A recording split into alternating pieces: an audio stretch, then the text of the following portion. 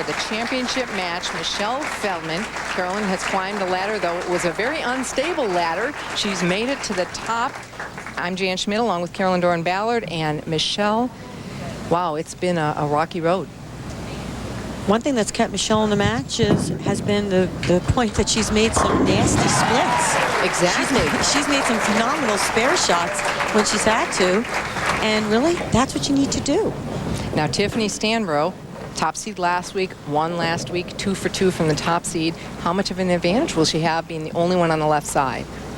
I'm not really sure right now because she's using a ball she hasn't used all week. She's moved further left than she's had to play. What she feels is, because of all the hook that's in the middle part of the lane, she wants to be left of it and not hit any of it. So she went to a stronger ball, but with a weaker drilling to allow her to get left. Another example, too, of the topography of the lane. You know, it's going to tell you where you have to play, and there's less play on the left, so that surface is a lot more fresh. This is her second consecutive appearance, and it's the first time she's ever made back-to-back shows. She told us a little while ago. So Michelle Feldman will have her work cut out for her. It looks like Tiffany has a good line to the pocket. I'd like to wish my father-in-law, Del Ballard Sr., happy Father's Day. Big strike from Michelle Feldman. Next week, the PWBA hits the halfway mark of the swing as it visits Erlanger, Kentucky for the first time. Tune in at 1 p.m. Eastern for the finals of the Greater Cincinnati Open from the Super Bowl. That's 1 p.m. right here on ESPN. And can this be the same event we've been watching? Both ladies starting with strikes. 3 in a row now for Michelle Feldman. Well, we've had some games bowled on the pair. Could have a little carry down. And you know what? Michelle was the first one to move a little right, create herself a little something. And you know what? This is the result. Tiffany defeated Michelle during the week, 209 to 180. Oh, and a messenger takes out the 7-pin.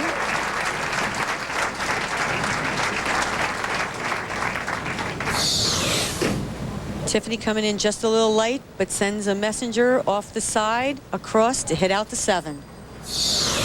And she's going for back-to-back titles for the first time in her career after winning 2 out of the last 3 events last season. Titles among the finalists. 11, the top. And I can't even believe this. We've started with 7 strikes. Michelle Feldman is determined not to be second for the 3rd year in a row in Rockford. They wanted to prove us wrong. They want to get that 300 on TV. She trips the 4-pin. And Michelle talked to us a little while ago about some good news she received, basically the ESPYs. Tell us about it. Well, I got nominated this week for the Best Bowler Award for the ESPYs, and hopefully I can win this award. So I need everybody to please go to ESPN.com or PWBA.com and vote for me to win. So you can go to PWBA.com and vote. There's a poll right there on the home page. Be sure you vote. And she is pumped. She wants this. Both ladies striking. This is a prime example of how Michelle has matured in her game and in herself. She knows what she's supposed to do. 4 years ago, she probably would have never moved right. She moved right, made the change. This is what's a true champion. And Tiffany's answering the call. The front 5 out of both bowlers. Prime example of what a little confidence can do for you. Tiffany has the possibility of winning 4 out of the last 7 tournaments. That has got to take you to another level. She's learned more about her game, her equipment, and what she can do. Oh, it's got to hurry. Oop. If it fell back. Could have taken the 5-pin out. Looks like she missed a little left on this shot, got a little bit further out, and the ball quite didn't make it up the hill. Almost got a break on that one.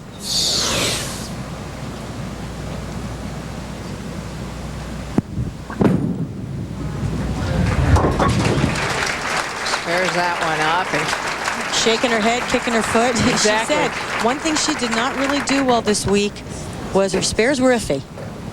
Didn't know whether to throw the strike ball, didn't know whether to throw the spare ball, so she's very glad to get that frame out of the way. so Michelle Feldman with a high game at 279 has the front 5. Crosses over. Almost Brooklyn, leaving the 3-6-10. Oh, boy. This could have got it right. She said something like, at least you could have gotten it right. She definitely missed left on that shot. She lets us know about it. Especially with Michelle, it's easy to see whether she misses left or right. Some of the other finishers this week, Rachel Perez has made 3 out of the last 4 cuts. Anne-Marie Dugan always in the top 24. There's Lisa Bishop, 2 of the last 3 shows she's made. Maxine Naval coming into her game, had some friends over from Australia this week. And Paulina Alto, one of our international players, over full-time. Saw Carrie Schwager there, an amateur, making another cut.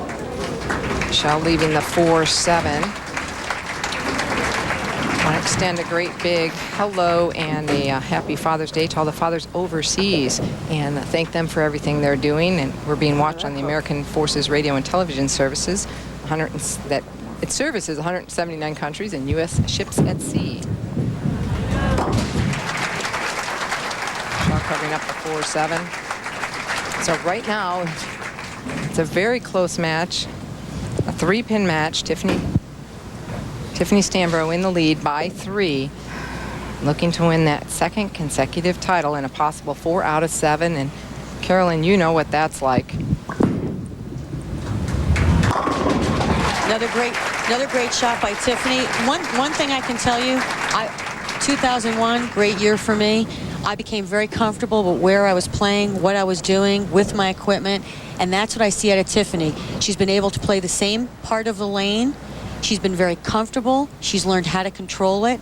And you know what? That builds your confidence. That's why she's here.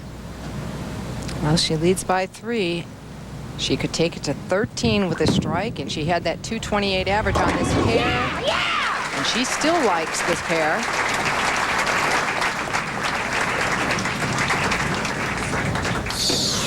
She went light on this lane last time. Actually got that one still a little left, but this time, ball makes the move and blows the rack. She likes the reaction too. There's Michelle right back on it. If she gets it to the right, she has a good shot. Michelle's not going to go down without a fight. Well, she trails by 13 pins. She'll need to strike here to get it back down to 3. I'd like to wish Lauren Feltz, my and Dell's niece, on a happy high school graduation. Sorry we weren't there, but we were very proud of her. Oh, no, going high. 3-6.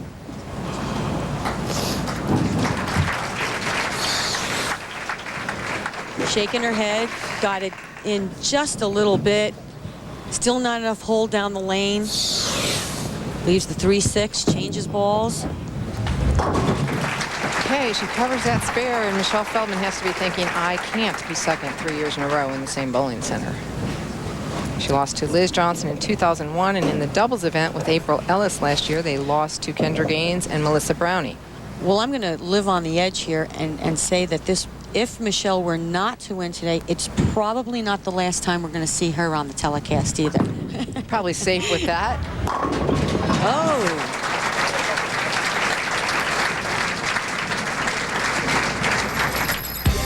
The championship round finals of the Pepsi Greater Rockford Classic are being brought to you by the Women's International Bowling Congress, striving for 88 years to identify and fulfill the needs of women bowlers.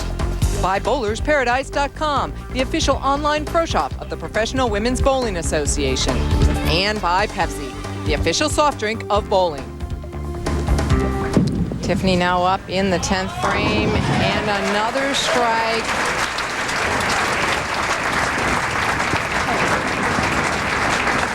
And she has really wrapped up this competition.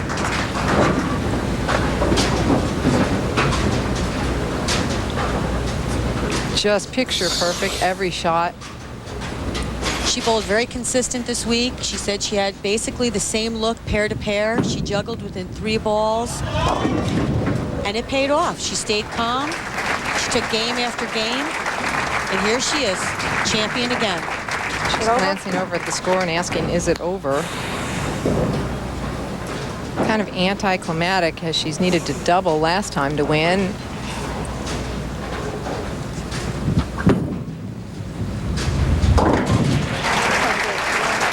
Covers that spare and shoots an incredible 266. So Tiffany Stanbrough captures back-to-back titles.